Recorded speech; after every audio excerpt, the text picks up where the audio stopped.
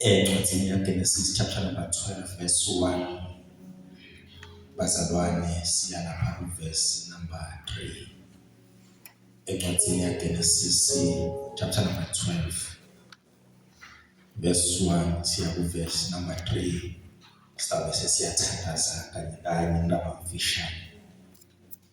Bazalwane kanye nawe Nkosi yami, kanye nawe Nkosi yami, angihambe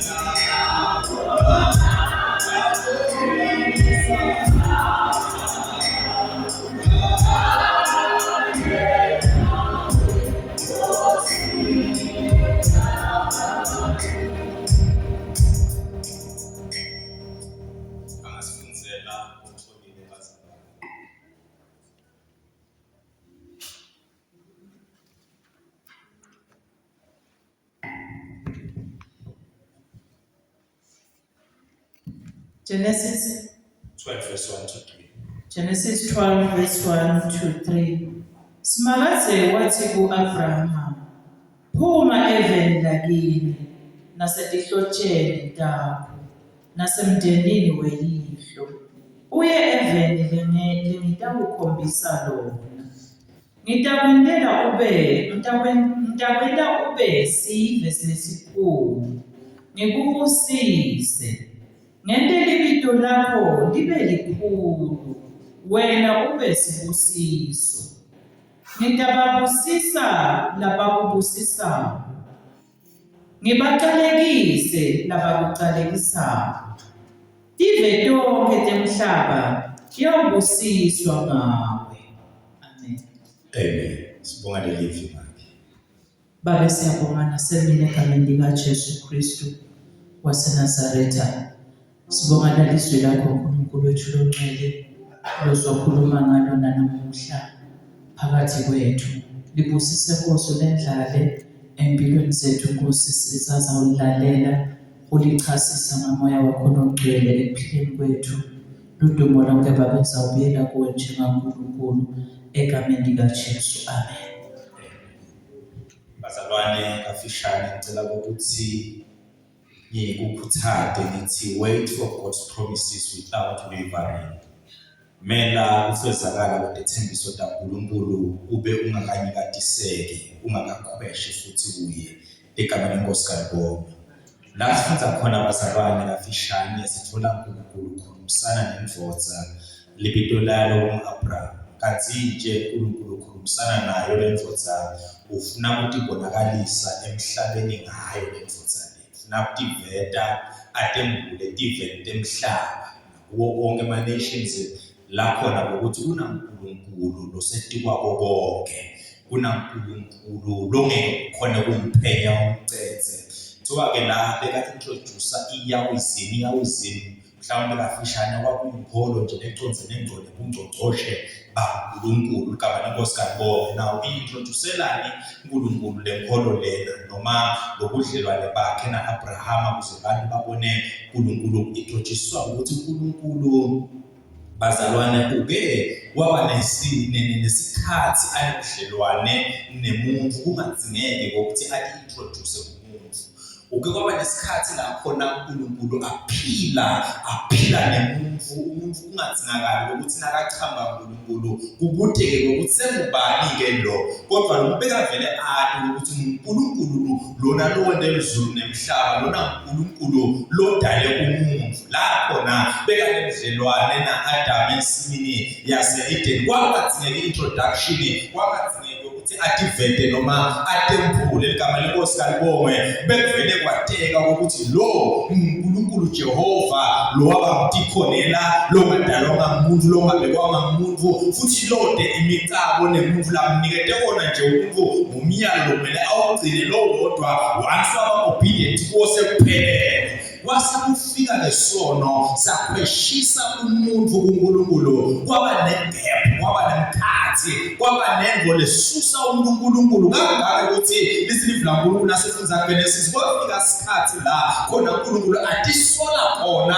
ngekwenda umuntu ukuthi soliswa yini lokhu lokucreate gap kwenda umuntu waphila impilo lesineliso kwenda umuntu waphila impilo lekhohlakele kwenda umuntu waphila impilo lenamjabulisi uNkulunkulu waseNkulunkulu yatisola ngekwenda umuntu disoleni kwakhe kwenda umuntu uNkulunkulu shothi umuntu besakhweshile uNkulunkulu number 2 umuntu beyakasaphili esiphele design yaNkulunkulu ngoba umuntu uNkulunkulu nakambeka umbekela ukuthi aphile ngekweqebo nangokwenzandlo yakhe lephelele kuye so umuntu ke wakhwesha uNkulunkulu kusho ukuthi manje ke akasaphili according to the precepts noma according to indlela kaNkulunkulu sengiyabo ukuthi kube nendlela yekuyisa umuntu khona la ekumkhonteni uNkulunkulu lethi nawe selelwa ngayo uJesu Kristu igama lenkosi kalibongwe nawe masakhweshileke umuntu kuthiwa ke umuntu lendlela besakhwethe ngayo bese kathi phila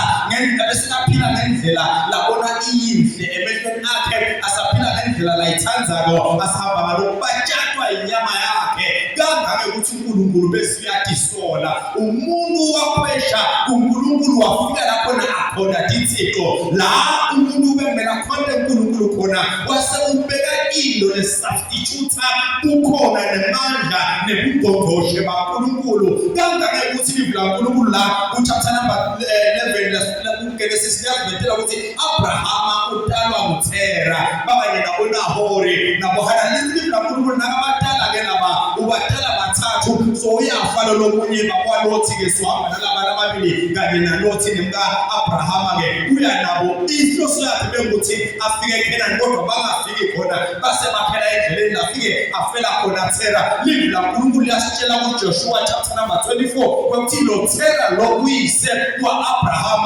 bekakhonta labanye uNkulunkulu ngesheya kwemhlanga labanye amagama bese uNkulunkulu ede indzawo empilweni debani bese indzawo empilweni yomuntu kuAbraham lombala bekede indzawo kuTera uyise waAbraham bekede indzawo waseNkulunkulu khetha indlela yokuthi no amphindze ngitembule kubantu amphindze ngitebuyise kubantu kuze abantu batawungathi wakhetha indvodza lengamati uNkulunkulu ngoba Abraham bekangazange ahlangane noNkulunkulu Abraham bekangazange abe nebudlelwane noNkulunkulu kodwa uNkulunkulu watembula kuye wafika Abraham akhona kithiko wafika Abraham akhona labanye boNkulunkulu na hayi ngoba nje vele uyatithandzela akamathi uNkulunkulu uthena kadalwa wakhanza uyise Tera abata boNkulunkulu wababeka uyise Tera boNkulunkulu naAbraham nje umntwana ekhaya wavuka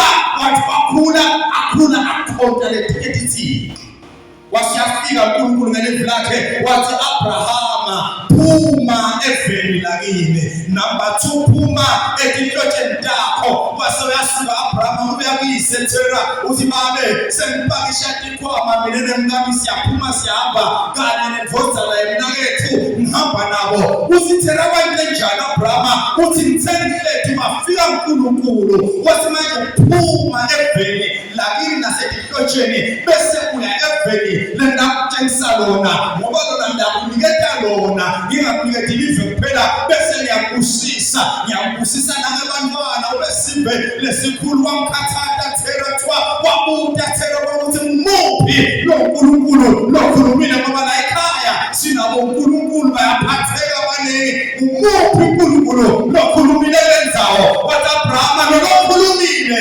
lokabonwa akusuye lobonawo engosiyamane basekhaya loNkulunkulu lokhulumile akusuye longabaka danda nje umuntu kodwa ufike iphimbo lethamba ngenhla asikude indlebe nje letineva ude umlomo nje lokakhulumi laba abaphambi kwakho babe banemilomo kodwa bakhulumi banezindlebe kodwa babeva banetandla kodwa abaphathi lokhulumile unemilomo lokhulumako uJehova igama lakhe kuthiwa wamkhulula waphuma wasiyahamba konze kuthini namhla empolojeni konze ukuthi uma umuntu atabane nohambo nasimakaze number 2 uma umuntu atalibamba ethembiso nasimakaze kokuqala lokudingekako ukuthi aphume kukhona lokufanele aphume khona Abrahama uthi uNkulunkulu Abrahama ngiyafisa ukubusisa ngiyafisa ukwenzelana nawe ngiyafisa ukuhamba nawe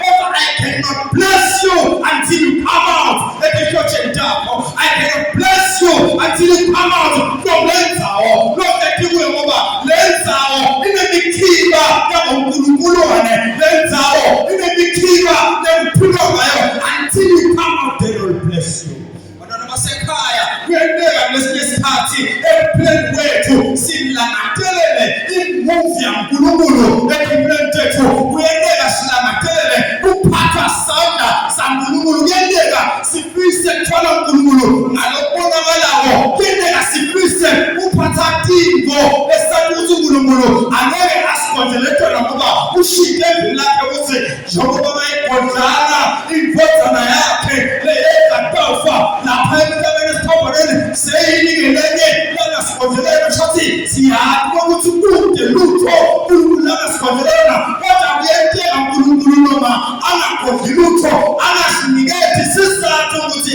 asikaphume lafanele siphume khona ngoba nabasekhaya bathi phuma eveni lake phuma etihlotsheni takho uthi uNkulunkulu for me to bless you for me to walk with you for me to have a relationship with you for you to enjoy my presence umathi uNkulunkulu phuma uye eveni bekamtshela ukuthi leli velo yakho nje awuhambi wedwa kodwa uhamba nami so for you to enjoy my presence for you to enjoy my company you must first come out bana nabasekhaya ma-systems lofanele siphume kuwo ukuze sihambe naNkulunkulu si-enjoye luhambo lwethu naNkulunkulu ukuze si-enjoye ukhona kaNkulunkulu ukhona ma-systems lofanele siphume kuwo ukhona imikhiba ukhona ma-habits ukhona ma-character lofanele silahlekele ukuze sikhone ukuhamba naNkulunkulu Verse 1 chapter number 4 uvele amagama lemovisi number 22 uvele amagama lathi manje ke njengoba phela nini senimemukele lo Jesu angisho ukuthi manje ke lahlanu umuntu lomdzala khumulani umuntu lomdzala ngoba senephathe umuntu lomsha lo muntu lomdzala namba unakukhohlakala lo muntu lomdzala unekundola lo muntu lomdzala ude kwethembeka uthi kodwa nenephathani umuntu lomusha umuntu wakomoya lo muntu wakomoya lona unekulunga lo muntu wakomoya lona unekuphela kwaNkulunkulu nomuntu wakomoya lona ungcwele ngamanye amagama our old nature has to be put off bantwana basekhaya abantu bethe inkinga nekukhonta simakaze babe bebhethe umuntu omdala asenkutshele ukuthi kuloko sathane lafunako ngoba sathane ude nenkinga yegift sathane ude nenkinga yokuthi usevangani ebadleni lale nkinga nabo ukuthi umanage ungakhumula umuntu omdala umanage ungaphume emikhibeni umanage ungadishiki indlela yakho sathane ude inkinga lokuthi yini ama-gimmicks longawenda ebadleni sathane ude nenkinga ukuthi ungaya stadium umuntu on-VOC lapha emavuso ukuthi uyaphinda usikhonta emavuso uhlabelele usuku bonke nge-honest prayer uyinta ushumayela nawe ube ude inkinga naloko sathane ude nenkinga ukuthi uyafunza uyenyuka ngakwetindaba tempilo uqaleke waba umshumayeli nyalo sewumshumayeli osafundzela iBhayibheli hayi nje ufuna diploma ne-degree kuphela nyalo sowuzeweleke nge-masters futhi usolo usapheswisha ufuna aba ne-PhD in theology ude inkinga naloko vele bantu bayiduka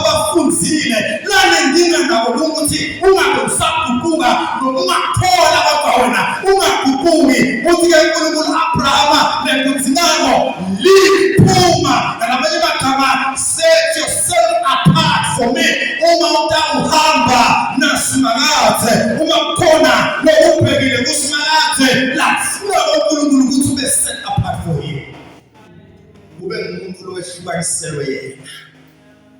Phuma etindleleni takho letinzayo. Uma athi phuma emndenini wakho uyazi ukuthi la emndenini lakuwo kunema principles lasebenzayo, and lama principles lasebenzayo awonkulunkulu wayo. uNkulunkulu akathandi ukuthi nakahamba nomuntu kube kunento lethatha indzawo yakhe enhlitweni yakhe. Abantu uNkulunkulu ukuthi as long as Abraham angasuki kuyiseThera uyaqhubeka Thera amthumela abaleni aqhubeka abe ne connection nawo uNkulunkulu.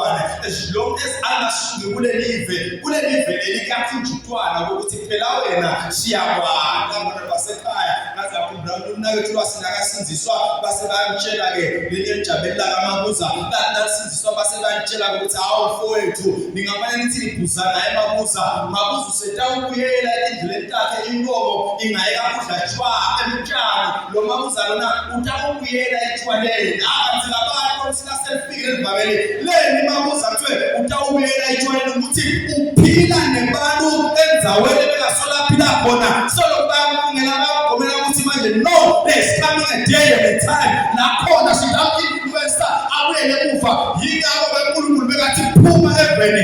Abraham waphuma physically kodwa thina sinede saphuma eveni. Mhlawumbe sinede saphuma in our communities, mhlawumbe sinede saphuma emndenini yethu kodwa thina siyekela imikhuba bese sinamathela ngqo eveni laNkulunkulu nasetimisweni takhe siholwa umoya wakhe. Sishiye konke lokutsala, sishiye konke lokunamisalo lokuphakamisako ngetulukweni wakhe laNkulunkulu, sishiye konke lokusenda singamesabi uNkulunkulu bese sinamathela uNkulunkulu. Waphuma eveni, waphuma Abraham number 1 ukuthi ucaphele ukuthi Abraham akalaki lelive yakho. Number 2 akayaki nendlela lelive yakho. Lokho ukuthi uniketwa ke manje Abraham sikhombele sithi you must depend solely on me. Hey bana basekhaya umuntu ohamba noNkulunkulu lafunako ukuthi independence yakho ibe kuye kuphela. Kungabi nalutho lolunye lolukhona lolungende ucabanga ukuthi lulusito lolukhulu kwedlula uNkulunkulu. La Proverbs chapter number 3 verse number 5, trust in the Lord with all your heart and rely not in your understanding, lean not in your own understanding. Ngamanye amagama umathi uNkulunkulu phuma Abraham wevele kathi Salona alaki live nendlela ngayati phumula Psalm 37 verse number 23 verse number 24 uthi indlela yalolungile ikonziswa ngusimakathe dinyathelo temuntu dikonziswa ngusimakathe simakathe uyatisimamisa tinyawo talothembele kuye uthi noma akhubatela endleleni akaphele manje ngoba simakathe utamvusa kwakathi Abraham nyaphuma kulelive leli latino seliyakunana lengalati indlela kangiyathi ngoba yena uyayathi dinyathelo tami atizabe hambe khona kodwa yena uyawukonzisa umuntu ohamba nasimakathe relies on him and him alone. uNkulunkulu ufuna sikhweshe bazalwane, imfundo yihle kodwa iyathenta ukuthi ugcine ukuthemba ukuthi lokule kuphe wona ungaphila ngabo phakathi. Iyathenta ukuthi imfundo uthi njengoba senifundile ngaqashwa umsebenzi kanti umuntu lorile yakusimakathe uthi ngicashiwa ngaqashwa, I only know him as God.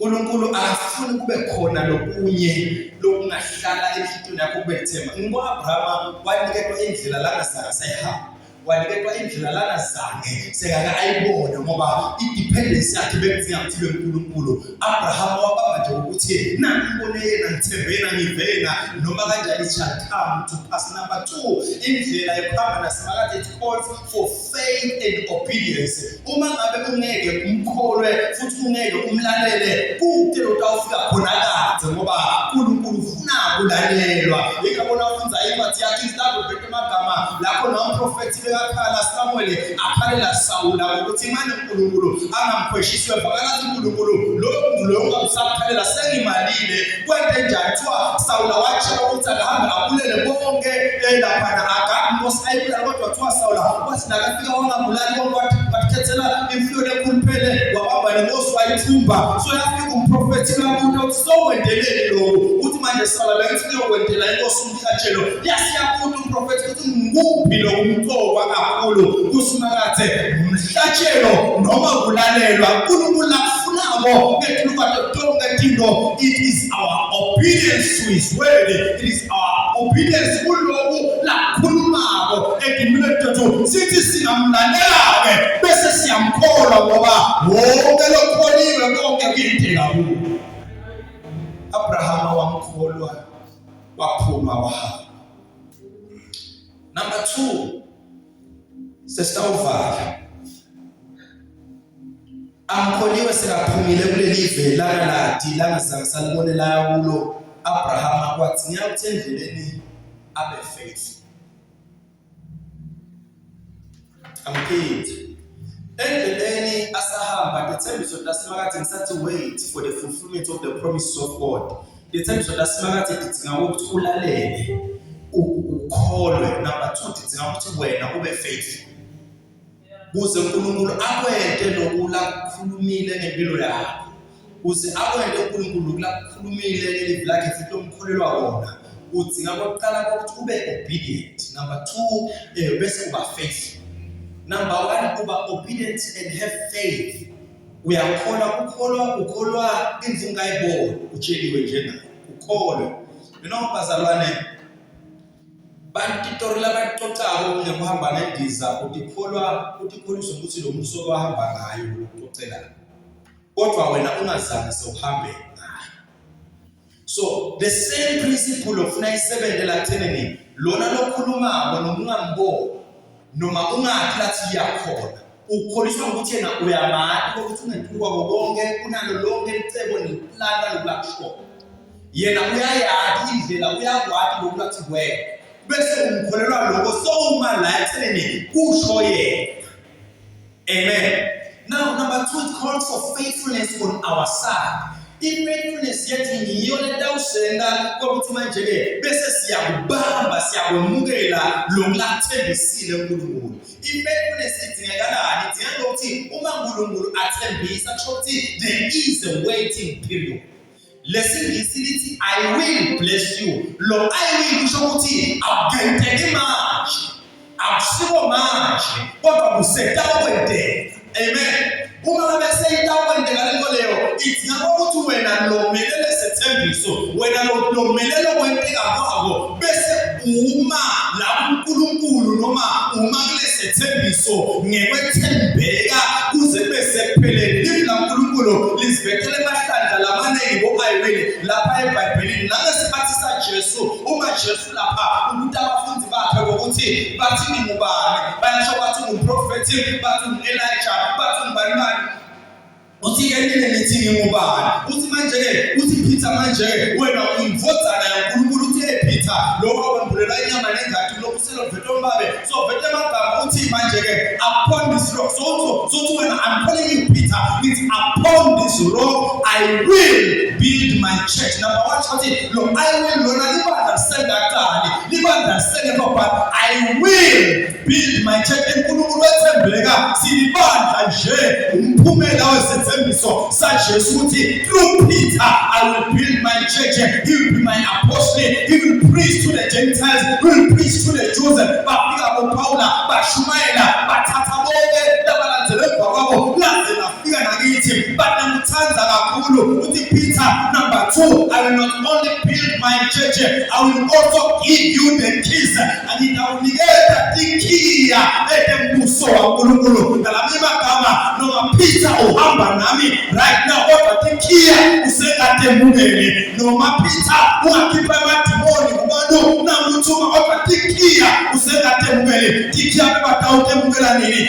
Peter mesiyanisa chapter number 2 ngokuthi manje ke kwafika isikhathi lapho khona ikiya batemukela bathi prophet wena ngemandla moya longcwele wasewuvula iminyango ukuthi bashumela livangeli bantu basinziswe. uNkulunkulu waqale wathembisa ngaJesu kuPeter ukuthi I will give you the keys. Sefika isikhathi batemukela ngamanye amagama benze ukuthi uPeter nabo bonke labanye abafundi bathembeke kuleli labanikekelona and wait for the fulfillment of the promise. Kunekwenteka ukuthi wasinakafika moya longcwele after Jesu wait and tarry in Jerusalem until you are empowered of the Holy. Kunekwenteka ukuthi ukhona bese baphashile ngoba bangaboni ukuthi lesethembiso sitawukwenzeka nini asememethele ukuthi kungentela ubonela ukuthi siyabina sethembiso saNkulunkulu kodwa kasibili lokugcinelako is for you to wait, and in your waiting you must be faithful to the Lord. But wait, tarry in Jerusalem until you receive power. The waiting bazalwane nabayichaza ema-theologians athi bebahamba bangene lapha e-upper room nabangene e-upper room bese baqala baphenya imibhalo. The waiting called for them ukuthi bangakhohlwa live lasimakade. The waiting called for them ukuthi bangakhohlwa sethembiso saNkulunkulu. Yini lo kuyasisita ukuthi sibe faithfully esethembisweni sasimakade ukuthi sithi khumbude njalo ngelivi lakhe lona lelinephuthe lona leliukhanya lona lelinamandla.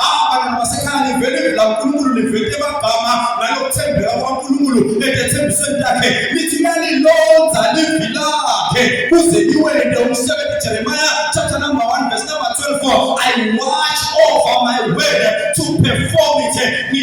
Isaiah 55 verse number 11 athi manje livi la uNkulunkulu lifanana nemvula lethi layeka ingajiki ngawubathisa umhlabathi. Verse number 11 bese uthi linjalo liphuma emlonyeni wami liyaphumelela kubo bonke alijiki yaba lingafesi liphumele. For us to hold the promises of God we must remind ourselves of the word of God. Uthi linjalo lifla alinjalo lifla alijiki yaba liphumelela kubo bonke. Abraham intobo bazalwane lesifunza ngaye angathi bambile lethembiso wakhunjulwa njalo. Nawufunda chapter number 15 verse chapter number 12 live la uNkulunkulu licala liyasivetela ukuthi ndambusisa ngikuphe umntwana kube njani. Chapter number 15 twasamkhipha Abraham naye wathi Abraham angakhweshe sethembisweni sami solo wena usemile usengamtholo umntwana solo usemile usegathe inkulwane useke umntwana phathi mine ngitakunikeza umntwana wathi phuma Abraham uye ngephandle wase utshengisa inganyeti watshengisa ubhakabhaka wathiwa-ke bayawuba njalo bantu bakho bayawuba baningi njenganawo nokubonako bayawuba baningi njengesikhathi esilwandle kuthiwa Abraham waqhubeka wahlala esethembisweni lasikade. Popular chapter number 18 kuthiwa wakhamba emadvodza ebekayobhubhisa iGomora neSodoma kuthiwa wafika Abraham wabahlabela wabavumela namasisi abade nabasanda kuthiwa wasethiwa ubhisana yomkakho wathi lapha endini wathi this next year this time utabe athwele umntwana. Wathi Abraham kanjani sesivukile wathiwa Sara wahleka wathiwa Sara uhlekani ngoba lo uNkulunkulu akehluleki efezeni lethembiso takhe. Abraham wakhunjulwa kabili ngesethembiso noma sekamtholile Ishmael kodwa uNkulunkulu wamkhumbuza ukuthi no Abraham lo mntwana utamthola kuSara yona lendabusisa ngaye. Abraham noma amboni uNkulunkulu amuva ngendlela afise ngayo kodwa uNkulunkulu bekaselobelile athi I'm reminding you mina uNkulunkulu lokuthembekile my promise shall come to pass. He reminded him. Abraham bekede into lephathekako la lebeka ngathi angayiletha ukuthi ngivile ukuthi uNkulunkulu emva uhambe kanje. Into lebeka nayo ukuthi uNkulunkulu ushilo ahambe malanga athi uNkulunkulu umkhumbutile wamkhiphela ngaphandle kwamjekisa sibhakabhaka. Ahambe malanga athi Abraham wafike emadvodza amtshela ukuthi next year this time otherwise I don't have anything tangible lengayibeka lithi uNkulunkulu tabela. Bazalwane into le tangible lesinayo live la ngifisa kuvala into le-tangible lesinayo live lakhe. Outside his word there is nothing you can hold. Lokhu ngaphandle kwelive lakhe sikushaya indiva ngoba akusuya kasho yena. Lokhu ngaphandle kwelive lakhe asikufuni noma ungasibekela uthi naku ngibonile abantu but if it's outside of his word asikufuni. Akubasebentele labanye kodwa thina sincaba ngemabomu ethu ngoba thina sifuna usimakazi. Sala noma banemfakazi lokuphathelako kwakuthi amhlabi yalingana kuyaphileka kodwa thina sale noma babuye baphila sababona kodwa thina sale kuyaphileka. Bathi noma bakutshela ukuthi nanizabelwa kwesiteki lesipho lesi kuyasilapha lokuvela nje inganiso noma inganiso ithiwa ya 200 rand mina ngibe na 1000 rand ngathi ukuthi ndakhipha 200 rand kusale 800 rand kodwa ngale kuyabuya ezabelwako ngoba ufuna ba faithful to God. Sometimes you come to a push bazalwane kunenkinga letawufika iphushele ukuthi upheshe ekwethembekeni usimakathe kodwa salungiswa ukuthi ushito ufuna ba faithful to him. Ufuna kwethembeka kubo. Bazalwane Abraham babamba kuthunjulwa uNkulunkulu until chapter 21 isifezeka sethembiso. Umthembisa umzala ugugile nasithandaza. Umthembisa umzala ugugile. Nakagugile wahlala 25 years so ukuthembisa singafezakala. 24 years asifezakala until the 25th year sankhani sifezakala. Umuntu wami uthi kwakude nema-choices lamanye lebekakhona bekangawena ikhona la izama basho ukuthi ayifuni nala izama usitwa ngumkakhe uthi la ekhaya kunesisebenzi ngakho ngicela ukuthi sale ungena kuzo akutalele ivodzana ngoba mina kude nakude kimi nguyena usitambe bayidlalile bayithola ivodzana wasiyavela kuNkulunkulu bathi no Abraham walk before me and without a blame. Basekhaya ngithi mina uthi uNkulunkulu Abraham ngiyabona sewudidekile ubona ngathi siyabina sethembiso ubona kwangazuthi akuphumeleli lokushonini sewuzama indlela siyafana bazalwane dikhona indlela letiphakanyiswa letingakwenda ufike fast kuloko lokufisayo dikhona indlela letikhulunyiswako letingakwenda usheshe ufike kuloko lokufisile kodwa yala without a blame. Abraham needed a son and wayithola indodana efuthi uNkulunkulu ethembeka kwabantu washola ukuthi lokhu Sarai ukuthi manje akangeni kangabi uzathola indodana wathi ngimnike ngobatana amnika le ndodana but anasayithole bese ngiyamtshela ukuthi not this one. This is not from my promise, not this one. Wait faithfully and wait without a blame. Ungasoleki. Mfisafela sithanda zakho. Umthandazo empilweni yami nasejintweni nami ukuthi kwakathi uNkulunkulu as you are going through whatever you are going through but ume faithfully umethembe. Kuma faithfully will require you ukuthi ulahlekelwe labanye lesinye isikhathi. Labanye balahlithemba kuwe but ume faithfully to him. Now lokuma faithfully ngitholile kuRomans kwaAbraham akungamaseka kakhulu.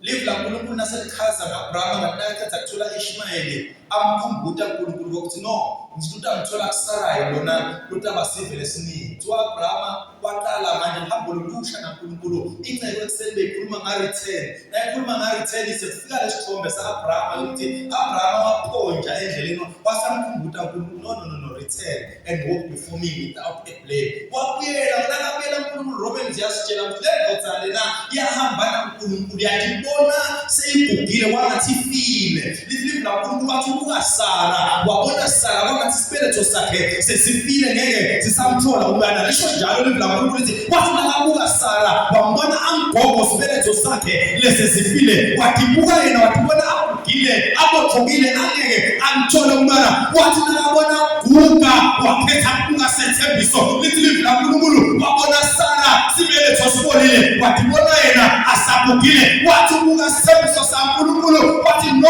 ngena ngethembele kusimakade ngoba lo uNkulunkulu uyakhona ukubita into letingekho njengaleti khona akaphiki ukuthi lekho ayikho lo mntwana akekho lesimo asivumi sithi kude nokawuvela kodwa lo uNkulunkulu who's the God who calls things that are not as if they are. Lo uNkulunkulu wethembekile nawo nathi asime sethembeke kuye. Asime sethembeke kuye. Asukume nesithandazi. Lo uNkulunkulu lakudzinga ngokuthi ukuthi sime sethembeke kuye. Lo uNkulunkulu lona afunda live la uNkulunkulu nesethembiso lasinikete sona lesithi Jesu uyabuya masinyane. Jesu uyabuya masinyane. Tonke lethembiso tonke letinye bazalwane mhlawumbe bengafisa ukuthinta ngisakuthindanga lokuthi lethembiso leshibene ligaba etinzathu. Kunelethembiso lesiphila setendekile. Kunelethembiso lesisiphila libetendeka bese banelethembiso lesidilinza.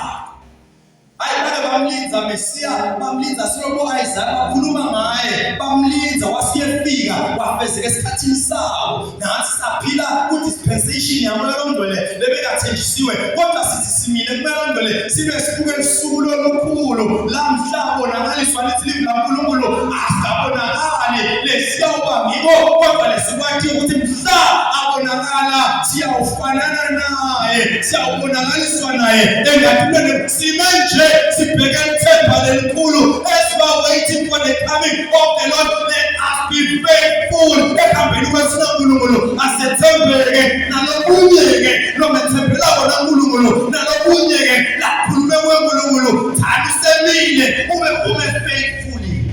He is able to do it. He is able to do it. uNkulunkulu ongehluleke ngeke aqale namhla kwehluleke. Angiphindze uNkulunkulu ongehluleke ngeke aqale ngawo kwehluleke. Cela kuphindza uNkulunkulu ongehluleke angeke aqale ngawo kwehluleka.